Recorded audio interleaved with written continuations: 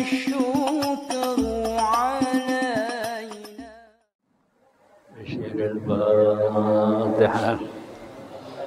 أعوذ بالله من الشيطان الرجيم. بسم الله الرحمن الرحيم.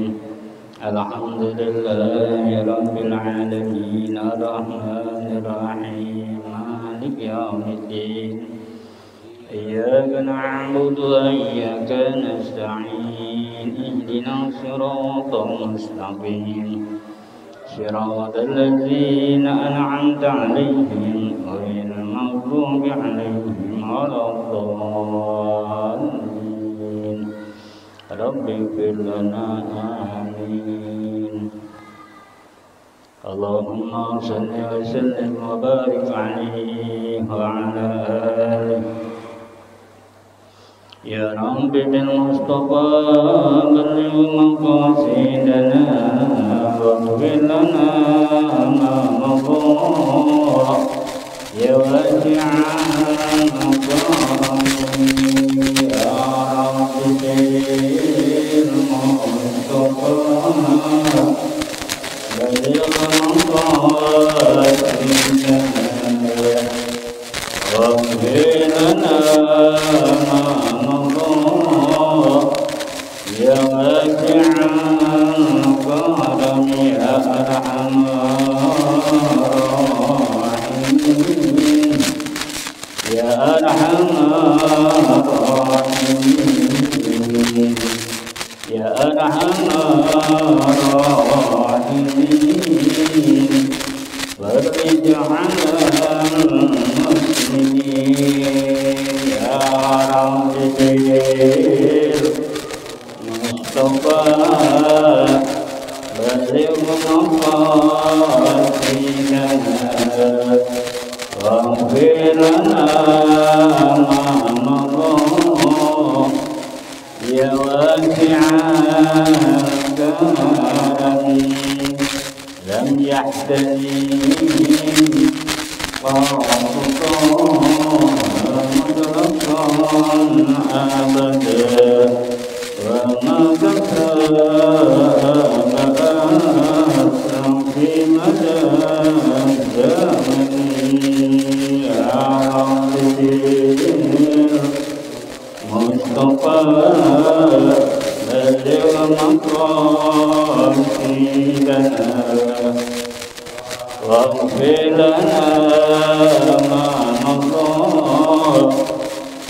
يا واسع الكرم جواب فلان تهرب وما وقعت ذبابة أبدا في جسمه الحسن.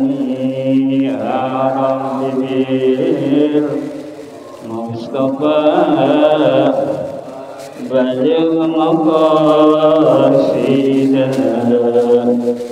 واغفر لنا ما مضى. يا واسع الكرم بخلقه كأمان راية ثبتت ولا يرى أثر الله منه في عالم. يا رب بالمصطفى بلغ مقاصدنا واغفر لنا ما مضى.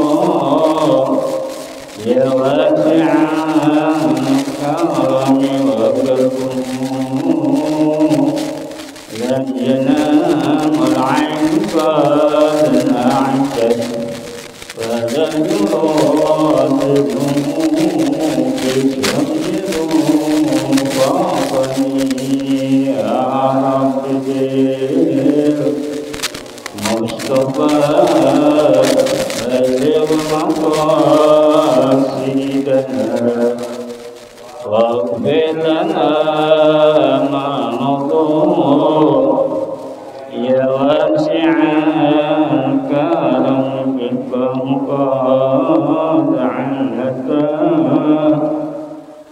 قوما إذا جالسوا عند البلاد سيف يا ذا مختارني يا ربي المصطفى بلغ مقاصدنا واغفر لنا ما نضل يا واسع كرم هذا الخصام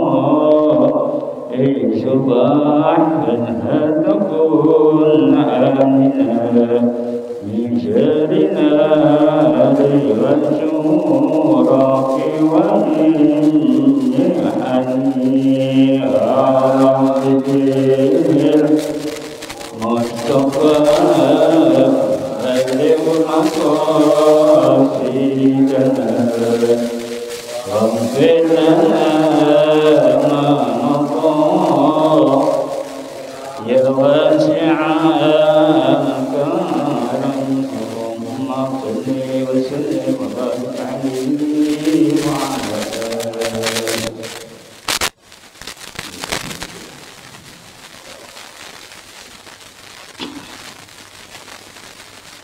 أعوذ بالله من الشيطان الرجيم بسم الله الرحمن الرحيم قال المؤلف رحمه الله تعالى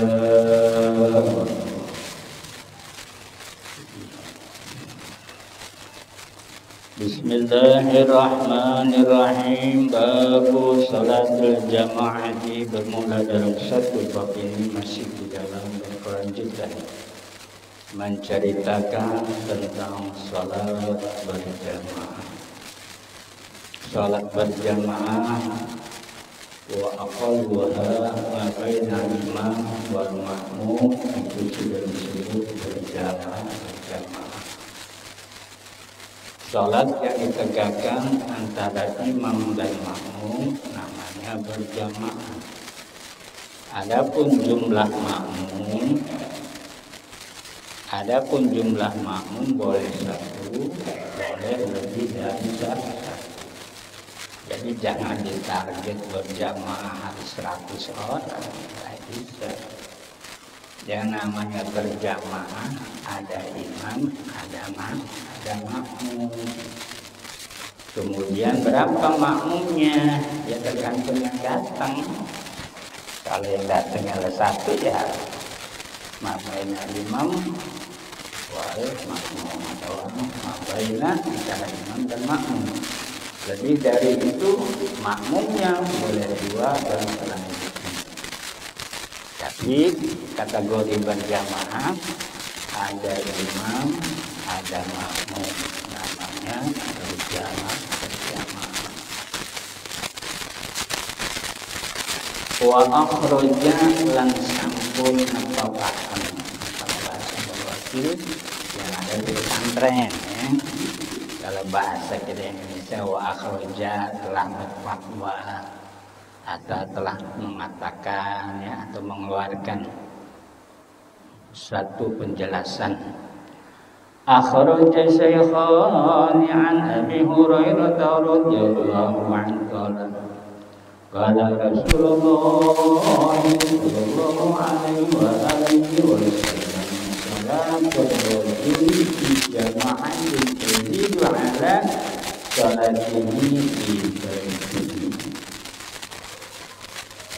Al-Imam Syaikhan dalam arti kata an Abi Hurairah radhiyallahu anhu didapat diterima dari sahabat Nabi yang Nabi itu ada sahabat Al-Ansor, ada sahabat Al-Muhajirin. Kalau Al-Ansor kalangan sahabat yang ada di kota Mekah. Ada Al-Muhajirin, ada Al-Ansor. Al-Muhajirin dan Al-Ansor terlibat di dua kota antara Mabaina Makkah wal Madinah, antara Makkah dan Madinah dua daerah yang memang berjauhan, maka sahabat Nabi diantaranya ada yang muhajir, ada yang ansor. Ansor di Madinah, muhajir yang dari Mekah yang hijrah. Muhajir itu yang hijrah, ansor itu yang menerima kalangan orang yang hijrah. Jadi jangan bingung, ansor apa ya, muhajir apa ya. Jadi muhajir sekelompok orang yang mengimani kepada Allah dan Rasulnya hijrah. Sedangkan al-ansor sekelompok orang yang mengimani kepada Allah dan Rasulnya yang menyambut kedatangan orang-orang hijrah. Dan keduanya mereka adalah sahabat. Dan sahabat adalah orang yang mengimani atau beriman kepada Allah dan Rasulnya. Adapun khulafa'ur rasyidin itu adalah mereka sahabat yang istimewa dalam berupa mendapatkan satu kemandatan dari Rasulullah SAW sehingga diiktibar laulat kalaulah memang Abu Bakar sahabat kalaulah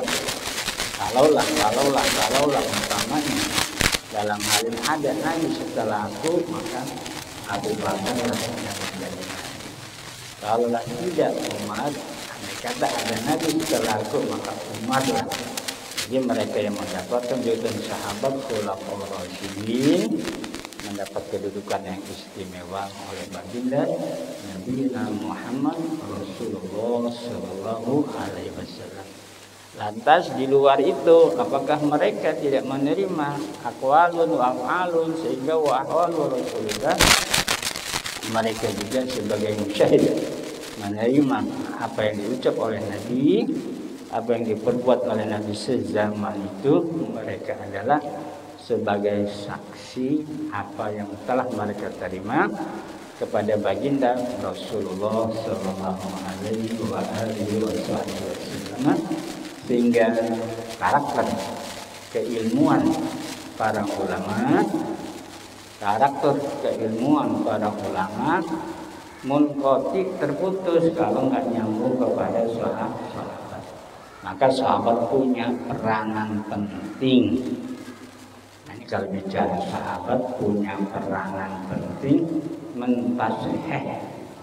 mengesahkan apa yang disampaikan oleh para imamuna, para imam baik, imam mujtahid, imam fatwa dan lain sebagainya dalam menyampaikan keislaman yang disampaikan oleh mereka para ulama kepada kaum atau umat dari zaman ke zaman.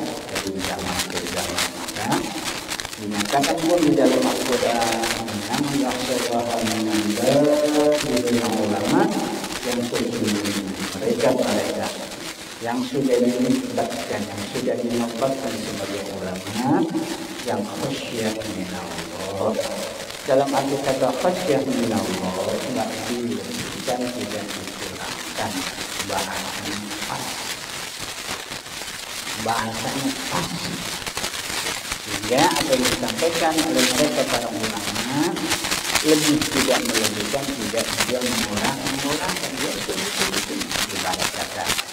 Sehingga An-Nabi Sallallahu Alaihi Wasallam di dalam apa yang disampaikan oleh baginda Rasulullah SAW itulah suatu dakwatul haq, dakwah yang hak. Karena apa? Karena An-Nabi SAW menjadikan satu nilai yang mustaq dari kata-kata bahwa melurusin umat agar umat selamat. Selamat dari apa umat? Dari pengertian jangan sampai keliru. Sebab biar bagaimanapun kullu ma syiwallah di luar keadaan zat wajibul wujud bagi Allah Ta'ala itu kena perkara sifatnya jaiz. Bagi Allah wajibul wujud, bagi Rasulullah sayyidul wujud. Di luar di antara Allah dan Rasulnya adalah jaizul wujud. Kita ini adalah perkara yang terkena jaizul wujud diawali oleh perkara ada. Nah sehingga kearifan orang-orang tempo dulu kalau mentarbiyah keluarganya, anak, istri, putra dan putrinya. Tiba-tiba ada seseorang menanyakan, "Abah, si Udin kemana eta Abah?" "Eta menawar si Udin kena tepang," tuh kata orang Sunda nih ya. "Eta si Udin kena tepang, ker diajar," tuh. Tawadunya orang dulu mentarbiyah putra putrinya dalam rangka melakukan ibadah disebutnya lagi diajar. Karena apa? Urusan perilaku ibadah ini rupak, rumet, runyem, ya. Karena apa rupak runyem? Karena yang diibadahkannya itu adalah laisa jirman wa laisa jisman, Allah yang bukan jirim dan Allah pun yang bukan jisim. Perintahnya jelas, wa'bud rabbaka hatta ya'tiyakal yaqin. Untuk mewujudkan hakul yakin itu enggak lepas daripada anak tangga, ilmu yakin, ainul yakin, sampai tasdik hakul yakin.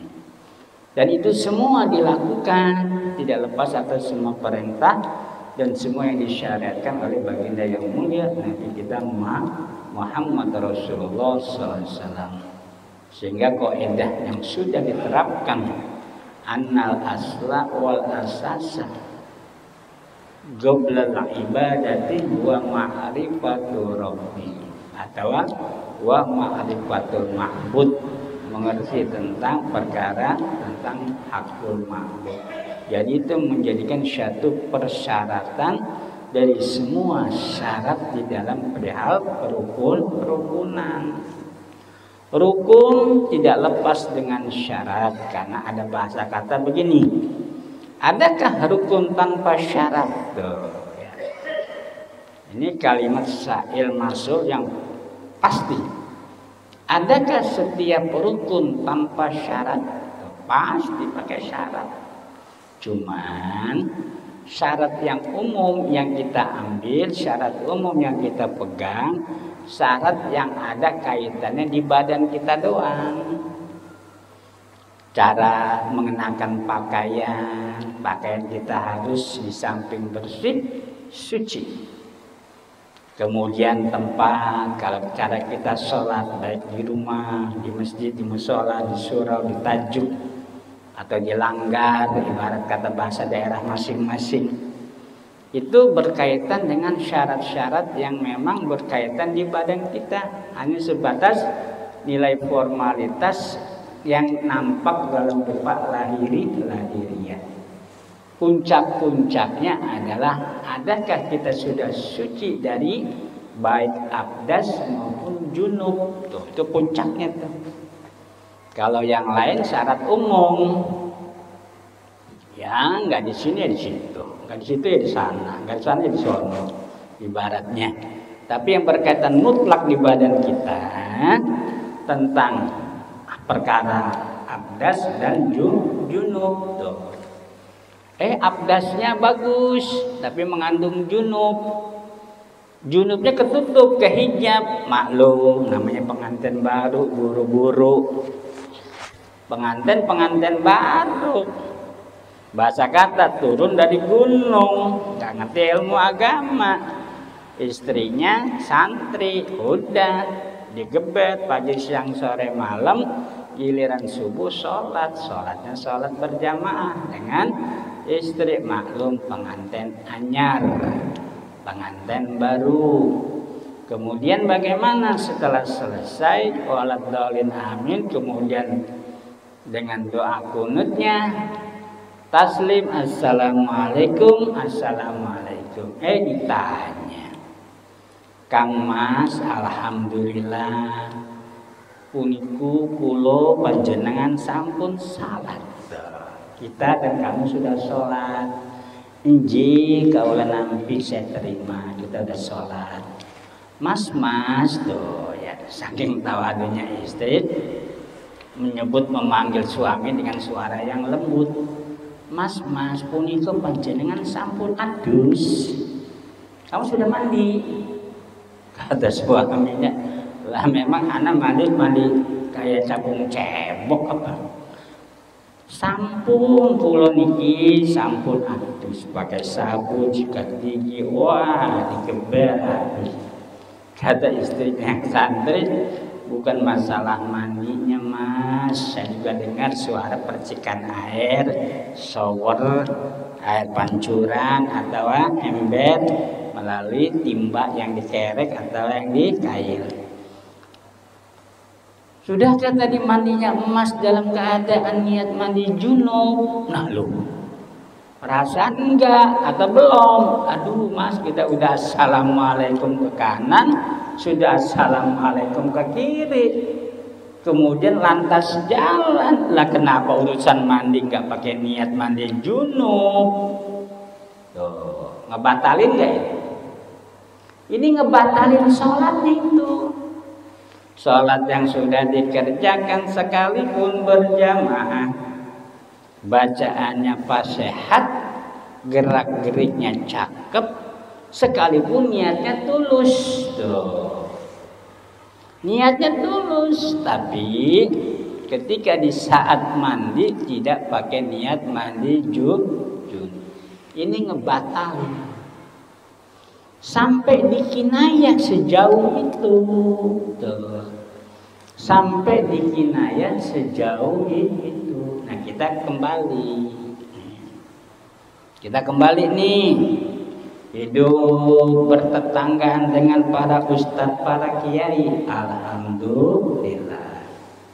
Hidup dengan jarak kedekatan di antara musola ataukah masjid, itu pun alhamdulillah. Bahkan nggak lepas, nggak jauh kisarannya itu masjid majelis taklim ustadz, masjid majelis taklim ustadz, nggak jauh. Rajin semohon dawuh, sholatnya rajin berjamaah, perilakunya pun cakep, baik, tidak merugikan siapa orang di sekitarnya. Semua kelakuannya bagus alias mengandung nilai yang positif. Kalau hubungan antara mabainan nas nggak jadi masalah. Kita berhubungan dengan manusia nggak jadi masalah. Baik memang bagusnya seperti itu, buruknya pun kita upayakan baik. Karena kita hidup baik berkeluarga, bertetangga, berhandetolan dan bermasyarakat, kita harus menanam citra yang baik. Tiba-tiba ngegeser dari hubungan kita dengan sesama, kita beranjak satu tingkat, mengadakan satu konteks ibadah kepada Gusti Allah. Bacaannya benar, makhrajnya fasih. Bahkan ahli qiraat jelas. Sab'atul qiraat, di antara 7 qiraat dia hafal. Dia hafal, dia ngerti, dia paham. Dilakukan betul berjamaah cakep, sehingga utak-atik dari waktu dia terkena perkara yang mukallaf sampai dewasa sampai menjelang akhir tua, ada satu syarat yang belum sampai dia tasdik. Apa itu syarat yang mutlak? Dia nggak ngerti, dia nggak paham, dia nggak memahami tentang kaidah sifat zat wajib wujud dalam perkara wajib mustahil jaiz. Yang ada pada dia aku yakin, saya yakin kepada Gusti Allah, tapi nggak memahami tentang perkara yang ada, yaitu perkara hukum wajib mustahil jaiz. Ini ngehijab, nggak melihat orang, nggak melihat anak menak bangsawan keturunan, nggak melihat anak keturunan bangsa ulama kiai, ya kan kadang-kadang kita masuk ke begitu aja. Lamun tereh ulama jadi ulama, lamun tereh jelma benghar jadi benghar. Lah memang punya tafsir apa? Ini pemahaman yang keliru itu. Ya, ini kadang-kadang suka ceplos. Terus kiai jadi kiai. Ya Allah ya Rabbi. La ta'sil li syai'in minal kainat bi tab'ihi wa bi quwwati. Makhluk itu enggak punya taksir. Benar nenek moyang ulama, anak cucu ke bawah belum tentu. Karena apa? Enggak punya taksir. Makanya dikata diomong al-ilm bit ta'allum. Orang kalau mau pinter, mau cerdas ya belajar. Mau kaya, mau benghar ya usaha gitu ya. Jadi nggak bisa istilah kata ngikutin bebayangan. Sebabnya apa? Disinilah pengertian kaidah hidup. Kalau nggak ngerti, nanti kita keseret. Yang nyeretnya itu adalah dari sifat kejahilan. Diseret kita dengan sifat jahil. Sedangkan di sini perintah kita wajib talabul ilmi untuk ngerti paham tentang kaidah pengertian ilmu. Nah, pertanyaan yang dikatakan adakah rukun tanpa syarat? Nggak mungkin, mustahil suatu pekerjaan rukun tanpa syarat, pasti ada syarat. Nah, kebanyakan syarat itu ada hanya di lingkungan hubungan badan kita sendiri. Dalam bacaan takbir kita harus ngerti, bacaan ayat pun kita harus paham, tentang jumlah pekerjaan yang diibadahkan pun kita harus ngerti. Pulang itu kan fi'il pekerjaan. Sekarang yang mengikat dari pekerjaan itu, yang kamu diperintah untuk ibadah kepada Gusti Allah, ngerti apa enggak kamu yang kamu ibadahkan? Ini yang menjadi PR besar itu ini. Kalau umpamanya habis waktu kutak-katik untuk ngejar pengertian hakul ma'bud, seakan-akan sampai terabaikan, lupa sholat, seakan-akan wah banyak macam nih perkara-perkara yang terabaikan. Tapi kamu kejar itu, jol malaikat Israel datang. Lantas bagaimana? Si Fulan, kenapa si Fulan meninggal dunia tapi nggak pernah ngeliat sholatnya, puasanya, tapi pekerjaannya selalu dia mencari orang alim, mencari orang soleh. Betul benar, ada alimnya, ada solehnya. Yang didapat apa dari orang alim, orang soleh itu? Kayaknya dia mau ngerti tentang Tuhan. Ya Allah Tuhan cukup yakin aja. Iya, tapi dia nggak mau nerima dengan yakin begitu aja. Sebab dia punya skala banding. Orang sehat yang ngasih Tuhan, orang sakit yang memberi Tuhan. Semua dikembalikan kepada Allah. Betul, tapi saya berontak. Sayanya berontak. Pengen lebih dalam untuk mengerti tentang Tuhan. Yang bagi Islam sebutannya Allah. Yang menyampainya adalah orang suci. Dia adalah Rasulullah. Saya pengen ketemu tuh yang orang yang menyampaikan Tuhannya adalah Allah. Nggak cukup dengan beliau yang menyampaikan, karena di era waktu bergeser dan saya ketemunya melalui para ulama. Saya pengen ketemu itu. Jol malaikat Israel datang. Wala takhir wala takdir. Nggak bisa di akhir, nggak bisa di awal. Datang waktu kullu nafsin za'iqatul maut. Wa innama tuwaffawna ujurakum yaumal qiyamah. Fa man zuhziha 'anil nar wa udkhilal jannah faqad faz. Wa mal hayatud dunya tuh. Diketok palu. Jadi kita kalau baca Al-Quran, benar enak dibacanya, harkat lafadznya, tapi kadang-kadang kita nggak memahami tentang ketok palunya. Dari kalimat wa mal hayatud dunya yang awal yang kullu nafsin za'iqatul maut, ketuk palunya di situ tuh. Der. Mal hayatud dunya. Ini kita ketok palu nih namanya nih. Sidang meja hijau, ada hakim, ya kan? Kemudian ada yang diperkarakan, yang disidangkan, ada panitera dan lain sebagainya, komplit. Tapi ini hakimnya cuma megang palu doang ini. Ya, jaksa penuntut umum ngebantai nang neng nong, ya kan? Kemudian pembela hukum nang ning nong, wah berdebat di meja hijau. Tapi jaksanya cuma begini doang. Itu nggak putus perkaranya. Nah itu pun sama. Al-Quran meriwayatkan kaza wa kaza, kaza wa kaza, kaza wa kaza. Ketok palunya mana ini? Tuh. Dalam kalimat tadi ayat tersebut, kullu nafsin dha'iqatul maut. Itu belum ketok palu, itu belum itu. Masih dongeng riwayat cerita bahwa setiap yang diberi hidup menemukan kematiannya. Ya happy. Orang hidup adalah terkena happy.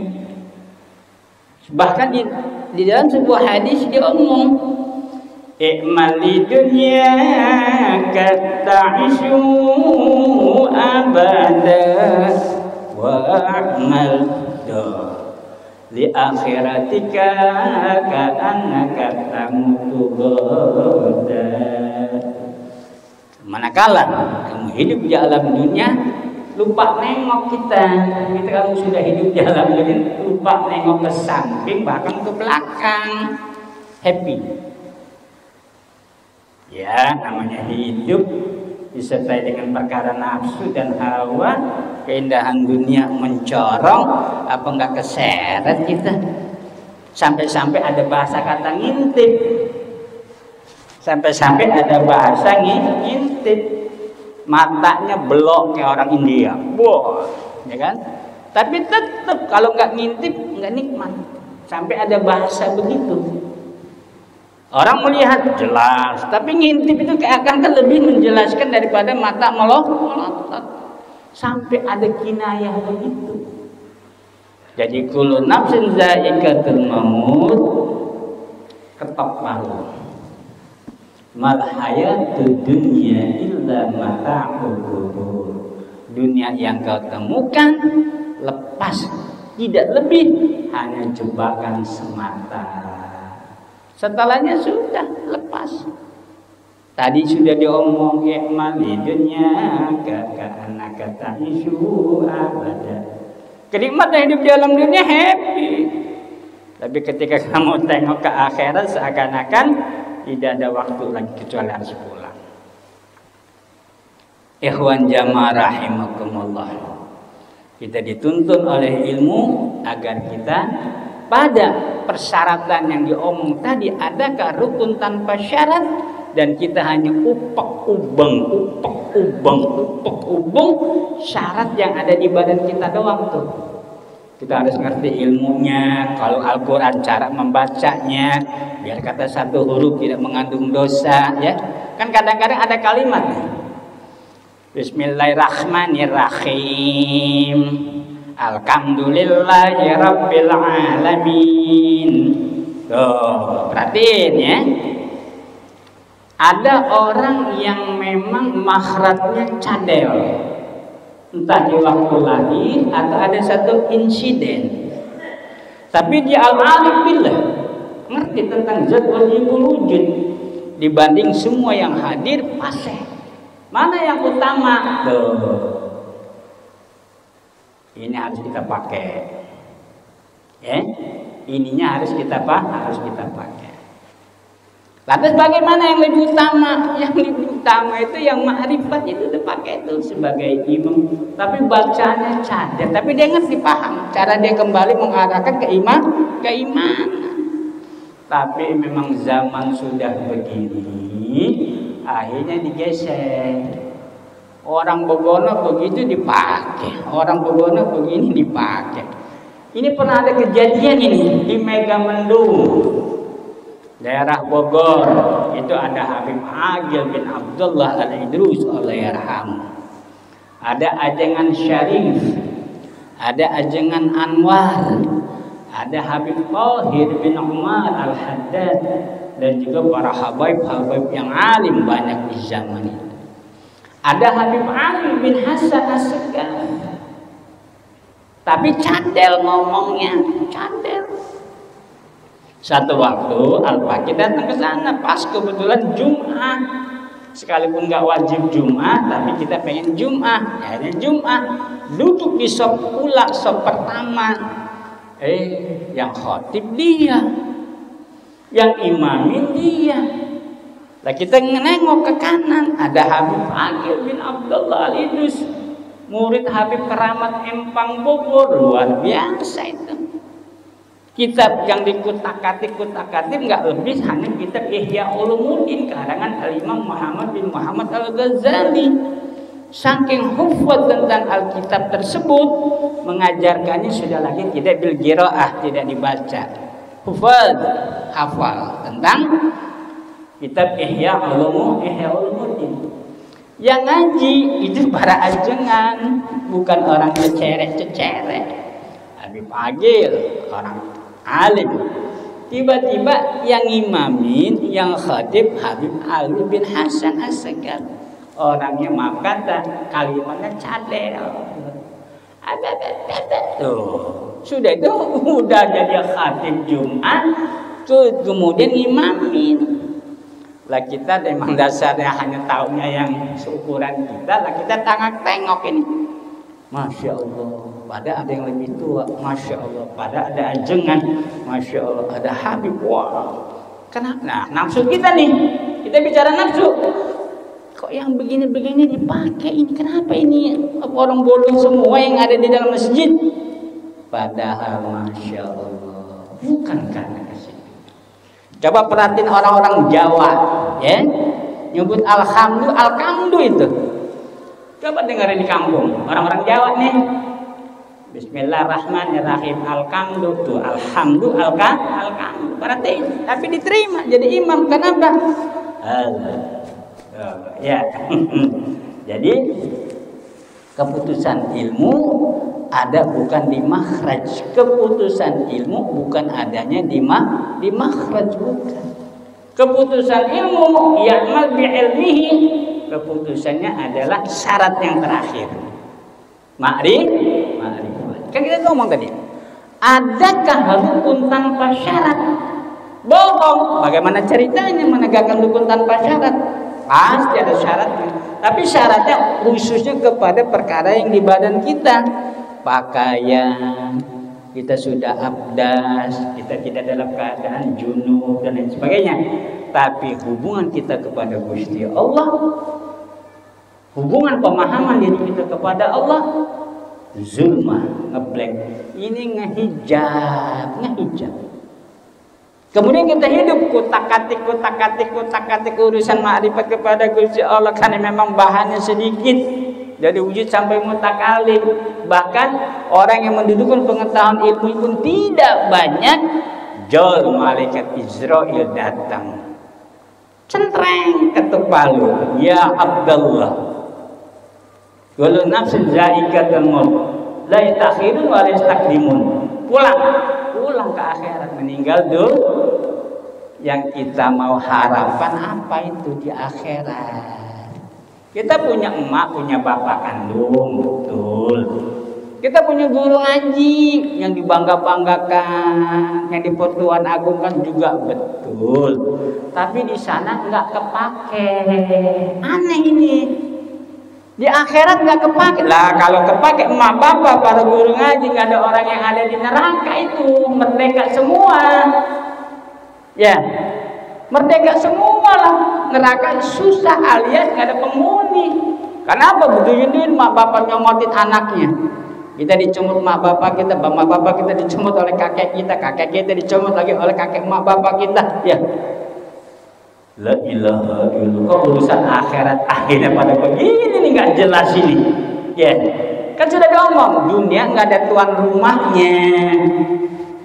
Yang ada tuan rumahnya itu cuma di akhirat. Siapa? Rasulullah. Jadi kita ke akhirat itu nggak ada lain, pengen kunjung, pengen ketemu sama Sayyidul Wujud melalui emak bapak guru ngaji semasa kita hidup di alam dunia, karena mereka lah yang mengemban ilmu ketika mereka jadi alim, ketika mereka jadi ngerti. Jangan sampai keliru ini urusan, ya. Kan kadang-kadang kita suka begitu. Ya ibarat kata, ya maklumlah, karena nggak ketemu akhirnya serampangan, bahasa kata tidak ada rotan akar pun jadi. Ini kan kalimat Masya Allah, bukan kalimat untuk anak sekolah, bukan itu. Hei pulang, tidak ada rotan akar pun jadi. Lah yang dimaksud tidak ada rotan akar pun jadi yang mana? Seandai kata kamu nggak ketemu orang-orang yang al-arif bilang, minta petunjuk jalan untuk diarahkan ketemu orang-orang al-arif bilang. Semumpung selagi kita masih diberi hidup di alam dunia. Nah oleh karena itu pertanyaan, adakah rukun tanpa syarat? Mustahil, pasti. Nah, cuman syarat yang utama annal asla wal asasa qoblal ibadah wa ma'rifatul ma'bud, ini yang kecolongan nih. Ini yang kecolongan. Akhirnya apa? Kita nggak paham waktu, datang malaikat Israel dalam keadaan jahil, tetangga memponis, enggak ini orang min ahlil jannah. Hidupnya nggak merugikan orang, hidupnya tetap berjalan dalam kebaikan, hidupnya sholat berjamaah, baca Qurannya rajin. Di akhirat yang begitu-begitu nggak ngeboyong pahala, enggak. Ke akhirat itu yang kita boyong adalah akidah, nggak ngeboyong pahala kita. Nah ini keceplosan. Setelah kita kembali ke akhirat, kita membawa amal kebaikan. Pulang kita harus tahu ini dunia seabrek-abrek, ini lebar. Yang punya dunia bukan orang kita yang beriman kepada Allah dan Rasulnya. Di luar itu pun mereka punya hak di dalam kehidupan di alam dunia. Orang Nasrani ada dunianya, Hindu Buddha ada dunianya, Konghucu ada dunianya. Masa kita merampas hak orang? Nggak boleh. Jadi bicara tentang hal kehidupan di alam dunia, semua punya hak. Bahkan di luar makhluk, dalam rubah kaidah makhluk manusia juga punya hak. Burung, barang, makhluk hidup di daratan dan juga di air, semacam di laut dan sebagainya. Ini harus paham kita ini. Nah, makanya ketika kita melakukan satu konsep ibadah, annal asla wa asasah wa ma'lumul ma'bud qabla ibadah, ada makna hakikatul syahadat. Karena syahadat itu bukan kita bersaksi. Kan kita kalau ngomong syahadat kan paling enak. Asyhadu alla ilaha, aku bersaksi. Wah kemplang juga, nyaksin apa loh? Zaman PKI kamu nggak ngalamin, zaman kemerdekaan 45 kamu nggak ada, pengen nyaksiin, gua kemplang juga ada pala lo ya. Jadi bukan kamu bersaksi, kamu disaksikan. Perkara hidup ini kan ada menerangkan, ada diterangkan, menjelaskan, dijelaskan, menyaksikan dan disaksi. Kamu bukan menyaksikan tapi disaksikan. Baru ngerti nih, baru jangan aku bersaksi, wah kemplang juga ada pala lo ya, ngerampas. Yang ada juga disaksikan. Nah kemudian bagaimana ini? Annal asla wal asasa wa ma'rifatul ma'bud qabla ibadah wa hadhi makna hakikatul syahadah. Memang itu yang kamu tuntut ketika kamu diangkat oleh malaikat Israel suruh kembali syafi nafi. Nabi turun di situ. Memberi syafaat. Nabi turun memberikan syafaat. Jangan kamu ngejar syafaat, nggak bakalan mampu kamu. Kamu diberi syafaat oleh baginda Rasulullah SAW. Caranya bagaimana? Begini caranya nih. Ngambil perhatian Nabi melalui pengetahuan ilmu Akidah. Nanti kamu syafaat Nabi, dikasih syafaat manfaat oleh baginda Rasulullah. Ini urusan akhirat ini pelik ini, masya Allah. Jangan diiming-iming. Ini urusan akhirat kebanyakan kita diiming-iming. Bukan masalah iming-iming itu salah, bukan, bener. Yang ngomong Sayyidul Wujud Rasul, pasti iya Nabi bohong. Kalau Nabi bohong batal itu. Benar, tapi itu ada tapinya. Seperti bahan sutra putih polos bening, tapi ada titik hitam, itu ngebatalin itu.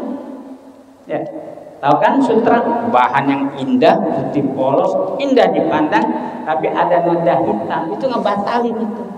Dengan kalimatnya apa? Sayang, putihnya luar biasa. Sayang. Orang alim punya pondok pesantren, zamannya ngerebu, sayang, jahil. Sudah diceritakan dalam kitab Durratun Nasihin, ulama besar Kibar Siso. Santrinya 60.000 sekampung segambreng, tapi ada khulunan nar, masuk neraka. Itu sebab khamar, perempuan zina, ya, hadaqati, ngebunuh itu asbab doa. Nyeritain karena kita ada di arena kehidupan makhluk sebagai makhluknya Allah yang tidak lepas dengan daripada magom asbab. Kita ini hidup nggak lepas dari magom asbab. Mantesin, tapi mana hakikatnya ke situ? Karena kejahilan itulah yang sehingga membutakan diri dia jadi khulunan nar, ulama besar. Apalagi kita bukan ulama, masya Allah ya. Akhraja Syaikhan an Abi Hurairah radhiyallahu anhu qala Rasulullah sallallahu alaihi wasallam sampun ngedawuh, sampun ngedawang, sampun ngandika Rasulullah sallallahu alaihi wasallam sapa Kanjeng Nabi Muhammad Rasulullah sallallahu alaihi wasallam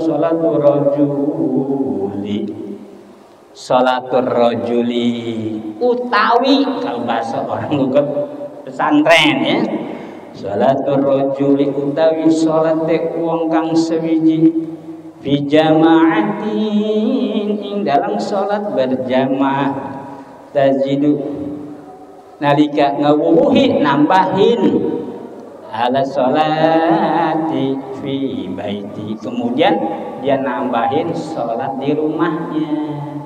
Artinya ngejar fardu di masjid, melakukan sholat sunnah di rumah. Tuh. Kalau kita kan nggak biasa yang begitu, ya kita nggak biasa. Yang ada yang bagi kita datang ke masjid, kalau belum sholat kita sunnah. Setelah melakukan sholat fardu, kemudian kita sunnah lagi. Kalau memang dia sunnah rawatib dalam keadaan qobliyah ba'diyah. Lantas bagaimana wa sholatuhu fi sawbihi 25 darajatan, manakala dia kerjakan sunnahnya, maka nilai sunnah yang dia kerjakan di rumah mendapat nilai pahala 25 darajat. Sunnahnya dapat 25 derajat. Fardunya bagaimana fardunya? Fardunya mendapat nilai tambahan 27 derajat. Ini Syaikhan Imam Rafi dan Imam Ramli. Bab istilah-istilah para ulama kita harus tahu ini. Hujatul Islam siapa? Ya. Min ahli fatwa siapa, imam mujtahid siapa, kita harus tahu. Tapi insya Allah ntar ya, karena waktu udah mepet. Jadi hal-hal yang seperti ini kita pun harus paham. Mengerjakan sunnah di rumah sebelum kita melakukan fardu di masjid, nilai pahala sunnahnya 25 derajat. Di masjid kita melakukan fardunya mendapat nilai 27 derajat. Wazari nalika ing mengkono ingkang den tutur, yang dimaksud seperti tadi itu, anna ahadakum setuhune sapa saking salah sewiji sira kabeh. anna ahadakum setuhune ing salah sewiji saking sira kabeh kabeh kita Melayunya sesungguhnya salah satu di antara kamu. Ya. Jadi ada Jawa, ada Melayu ya. Anna ahadakum iza tawaddo'a wa ahsanal wudu'a. Kalau kamu mengerjakan wudu wa ahsanal wudu, baguskanlah nilai pekerjaan wudunya. Summa atal masjidah, kemudian datanglah kamu ke masjid dengan maksud berjamaah.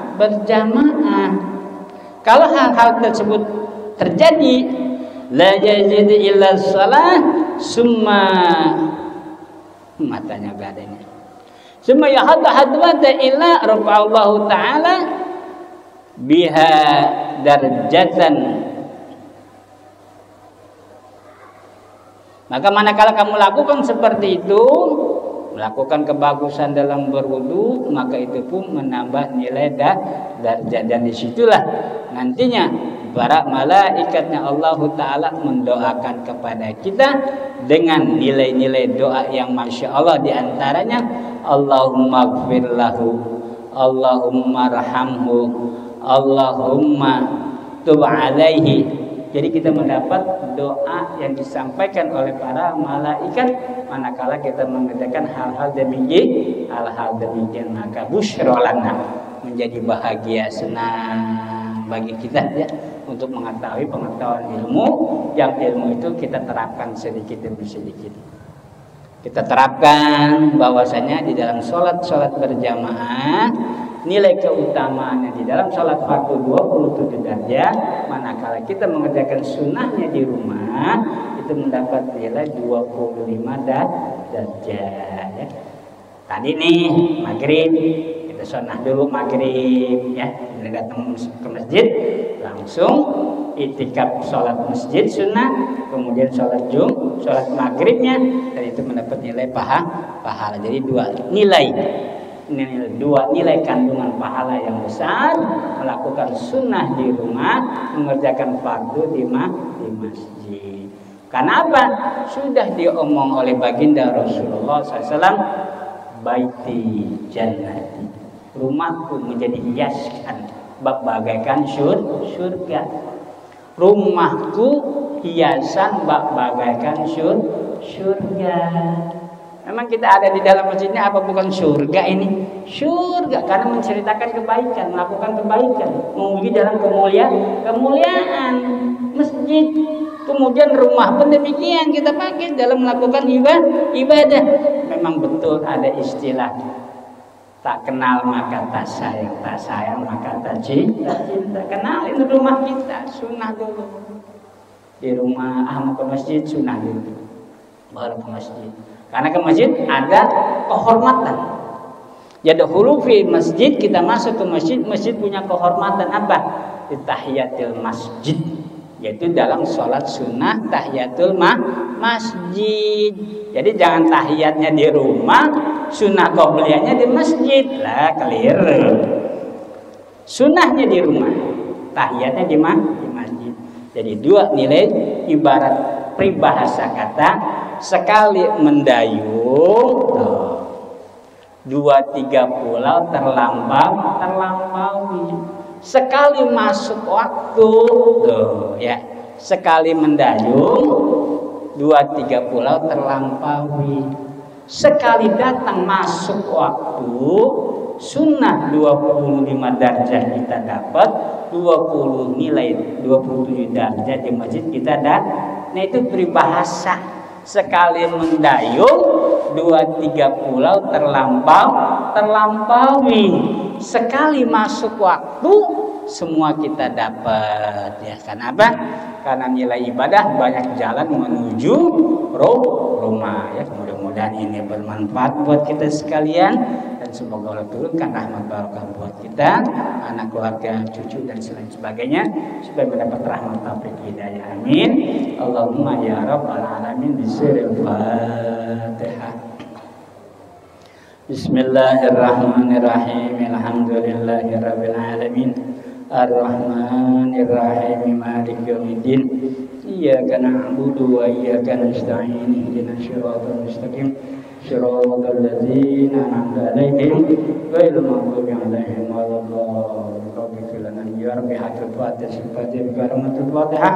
اللهم يا فارج الهم يا اللهم يا كاشف الغم يا اللهم يا من لعبدك يغفر ويحكي يغفر ولي الله إلى باب الرحمن إلى باب الأفتح باب الفتح ورضا ورحمتنا المنافع واغفر لنا واختم لنا يا رب إن خاتم اللهم اهدنا بهداك واجعلنا ممن يشاء في رضاك ولا تولنا وليا سواك ولا تجعلنا ممن خلق مطبعا حسبنا الله ونعم الوكيل لا حول ولا قوة إلا بالله العلي العظيم. ربنا الكريم آتنا في الدنيا حسنة وفي الآخرة حسنة وقنا عذاب النار. صلى الله على سيدنا محمد النبي وعلى آله وصحبه وسلم والحمد لله رب العالمين. السلام عليكم warahmatullahi wabarakatuh.